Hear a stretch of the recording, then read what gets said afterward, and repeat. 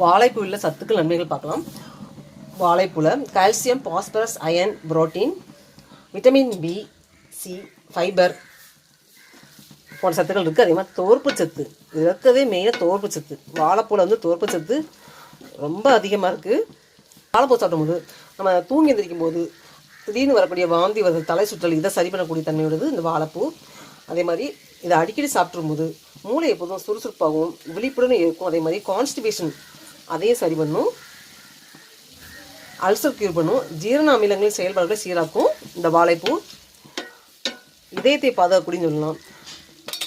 Potassium சத்து இதில் அதிகம் இருக்கிறதுனால ரத்தத்தை சீராக வச்சு இதயத்துக்கு வந்து ரத்தம் வந்து சரியாக சென்று உதவும். அதே மாதிரி இதை வாழைப்பூ அடிக்கடி சாப்பாடு சாப்பிட்டு போது இதயத்தை பாதுகாத்துக்கலாம். இதயத்துக்கு ரொம்ப வந்து பாதுகாப்பு தரக்கூடிய அருமையான வலிமை மிகுந்த வாழைப்புன்னு சொல்லலாம், பாதுகாப்பு வலிமைன்னு சொல்லலாம். அந்த அளவுக்கு இதில் வந்து சத்துக்கள் இருக்குது.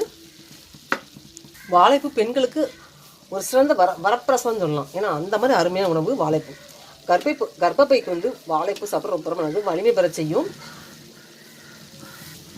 கர்ப்பப்பை பலவீனமாக இருக்கிறவங்க இந்த வாழைப்பூ தொடர்ந்து சாப்பிட்டுடலாம், கர்ப்பப்பை வலிமை பெறும். பெண்களுக்கு மாதவிடாய் ப்ராப்ளத்தை சரி பண்ணும், வெள்ளைப்படுதல், வயிற்று வலி சரி பண்ணும், கர்ப்பப்பைக்கு நல்ல பலம் அளிக்கும் இந்த வாழைப்பூ. இதற்கு தோற்பு சத்து இருக்கிறதுனால கர்ப்பப்பைக்கு ரொம்ப ரொம்ப நல்லது.